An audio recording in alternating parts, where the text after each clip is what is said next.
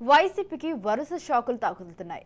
పార్టీలో చేరి వారి కంటే జారుకుంటున్న వారే ఎక్కువ అవుతున్నారు. తాజాగా మరో దిమ్మ తిరిగే షాక్ తగిలింది. ఉమ్మడి చిత్తూరు జిల్లాలోని పూతలపట్టు ఎస్సీ నియోజకవర్గం సిట్టింగ్ ఎమ్మెల్యే ఎంఎస్ బాబు వైసీపీకి గుడ్ బై చెప్పి కాంగ్రెస్ పార్టీకి హాయ్ చెప్పి ఆ పార్టీలో చేరిపోయారు.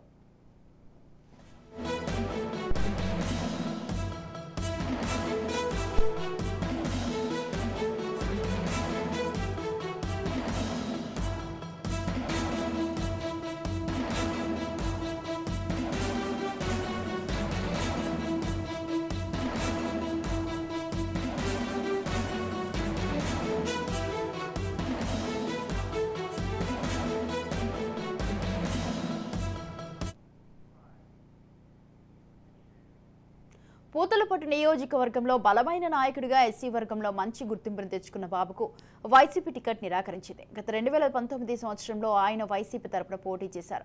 ఆ ఎన్నికల్లో ఏకంగా 29,000 పైచీలకు ఓట్ల మెజారిటీతో బాబు గెలిచారు. అయితే ఈ దఫా మాత్రం ఆయనపై అవినీతి ఆరోపణలు వచ్చాయని, పార్టీలో కూడా సఖ్యత లేదని, పైగా టీడీపీ నేతలతో కలిసి తిరుగుతున్నారని పేర్కొన్న వైసీపీ అధిష్టానం బాబుకు టికెట్ ఇవ్వడాన్ని నిరాకరించింది.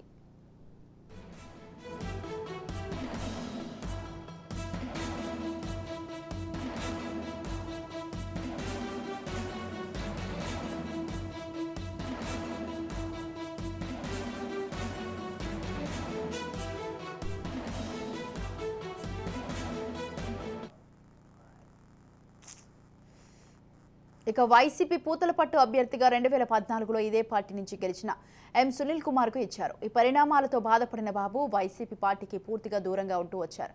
ఇక తాజాగా ఆయన కాంగ్రెస్ పార్టీలో చేరిపోయారు. ఇలా చేరి వారి కన్నా జారుకుంటున్న వారే ఎక్కువగా ఉండడం వైసీపీకి ఇబ్బంది అవుతుంది. గడిచిన 3 రోజుల్లో 3 కీలక నాయకులు గుడ్ బై చెప్పారు.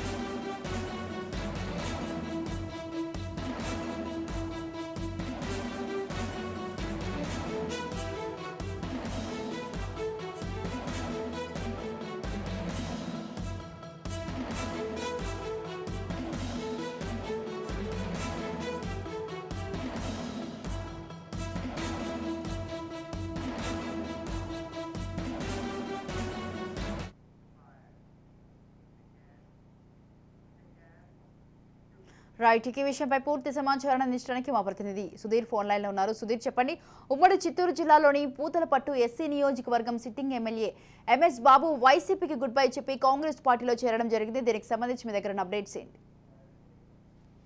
ఇప్పటికే ఈ యొక్క ఎన్నికల సందర్భంగా తీసుకున్నట్టయితే ఉమ్మడి చిత్తూరు జిల్లాలో వైసీపీ పార్టీ నుంచి సిట్టింగ్ ఎమ్మెల్యేలు దాదాపు 3 వేరే పార్టీలకు మారడం జరిగింది. అయితే చిత్తూరుకు సంబంధించినటువంటి ఆర్ని శ్రీనివాసు వైకాపా పార్టీకి చెందినటువంటి సిట్టింగ్ ఎమ్మెల్యే. అయితే అతనికి అక్కడ టికెట్ ఇవ్వకపోవడంతో పార్టీకి గుడ్ బై చెప్పి జనసేనాని కలిసి తిరుపతి ఎమ్మెల్యే అభ్యర్థిగా టికెట్ తెచ్చుకోవడం ఇప్పుడు ప్రచారాలు కూడా కొనసాగుతూనే ఉంది.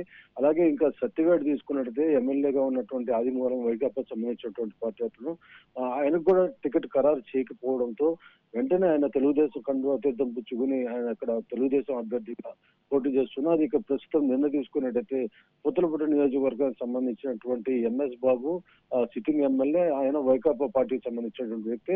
అతను టికెట్ ఖరారు చేయకుండా గతంలో ఉన్నటువంటి ఎమ్మెల్యే ఎవరైతే డాక్టర్ సునీల్ ఉన్నారో ఆయనకి టికెట్ అభ్యర్థిగా అక్కడ ప్రకటించడంతో వెంటనే ఆయన పార్టీ మారడం కోసము ఇటు టీడీపీకి సంబంధించి డాక్టర్ మురళీమోహన్ సీనియర్ జర్నలిస్టు బరిలో ఉన్నప్పటికీ ఇక కాంగ్రెస్ పార్టీ కండువా కప్పుకుని వైఎస్ షర్మిల కండువా కప్పి పార్టీలోకి ఆహ్వానించారు. వెంటనే ఆయన అభ్యర్థిగా కూడా ప్రకటించడం జరిగింది.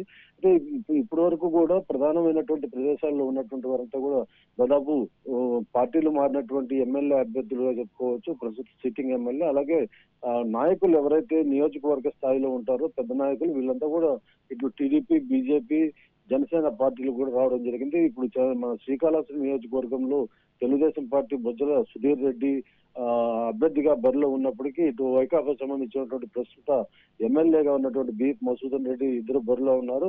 ఇక బీజేపీ, జనసేన పోటాపోటీన ఈ యొక్క టీడీపీకి మద్దతు ఇస్తూ 3 పార్టీలు కలిపి కూడా నియోజకవర్గ స్థాయిలో ప్రచారాలు జోరుగా కొనసాగిస్తున్నారు. ఇప్పటికే దాదాపు ప్రధానంగా ఉన్నటువంటి అక్కడ ఎవరైతే నాయకులు ఉన్నారో వైకాపాలో వాళ్ళు అంతా కూడా దాదాపు 200 మంది వరకు ఈ యొక్క వారంలోనే టీడీపీ తీర్థం పుచ్చుకోవడం జరిగింది. అయితే వినూత్న ఎవరైతే జనసేనకు సంబంధించినటువంటి నియోజకవర్గ ఇన్ఛార్జ్ వినూత అనేసి ఉందో ఆ మహిళకు టికెట్ ఖరారు చేయకపోవడంతో కొద్ది రోజులు పార్టీలో సైలెంట్ గా ఉన్నప్పటికీ టీడీపీ సంబంధించినటువంటి అభ్యర్థి బొజ్జల సుధీర్ రెడ్డిని పోయి వాళ్ళ నివాసం వద్ద కలవడంతో ప్రస్తుతానికి 3 పార్టీలు అటు బీజేపీ, జనసేన, టీడీపీ 3 పార్టీలకు సంబంధించినటువంటి నాయకులంతా కూడా మద్దతు పలికి ఈ రోజు ప్రచారం జోరుగా కొనసాగిస్తున్నారు. అయితే పార్టీ అధినేత అయినటువంటి చంద్రబాబు నాయుడు కుప్పంలో మరిలో ఉన్నప్పటికీ అయితే ఆయన మీదకి ఈసారి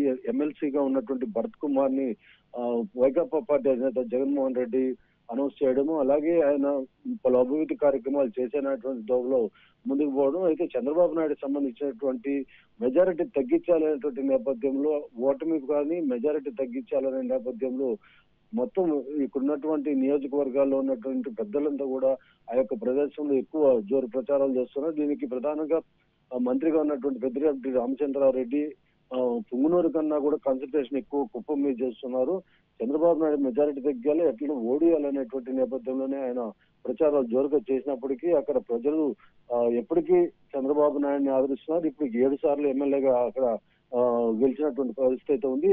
8వ సారి ఈ దఫా 2024 ఎలక్షన్ లో కానీ గెలిచినట్టయితే ఒక రికార్డు క్రియేట్ చేసినట్టు కూడా అవుతుంది. ఇక పుంగనూరులో కూడా ఇప్పటి వరకు వైకాపాలో ఉన్నటువంటి వారంతా కూడా చాలా వరకు పార్టీలకి నాయకులకి భయపడి ఉన్నటువంటి వారంతా కూడా కొద్దిగా ఇప్పుడే పార్టీ నుంచి వీడి టీడీపీ తీర్థం పుచ్చుకుంటున్నారు. చంద్రగిరి నియోజకవర్గంలో కూడా వైసీపీకి సంబంధించినటువంటి ఎవరైతే ప్రస్తుత ఎమ్మెల్యే చెవిరెడ్డి భాస్కర్ రెడ్డి ఉన్నాడో ఈయనకి ఒక బ్యాక్ బోన్ గా ఉన్నటువంటి వ్యక్తులంతా కూడా ఇప్పటి వరకు ఆయనతో ఉన్నటువంటి వారు దొడ్ల కరుణ కావచ్చు, బడి సుధా యాదవ్ కావచ్చు, వీళ్ళంతా కూడా ఈ రోజు పార్టీకి స్వస్తి పలికి ఇట్లు దొడ్ల కరుణ టీడీపీ పులివర్తి నాని అభ్యర్థిగా ఉన్నటువంటి ఆయన సమక్షంలో పార్టీ కండువా కప్పుకోవడం, అలాగే ఓబీసీ ఫోరం కన్వీనర్ అయినటువంటి బడిసుధా యాదవ్ కూడా ప్రస్తుతానికి వైకాపాకి వ్యతిరేకంగా చేస్తున్నారు. ఇక ఇప్పటి వరకు కూడా ఇది జనసేన కావచ్చు, టీడీపీ కావచ్చు టికెట్ కావాలనుకుని చంద్రగిరి నియోజకవర్గానికి వస్తూ ఉన్నటువంటి డాలర్స్ గ్రూప్ అధినేత దివాకర్ రెడ్డి అతను కూడా ట్రై చేసినప్పటికీ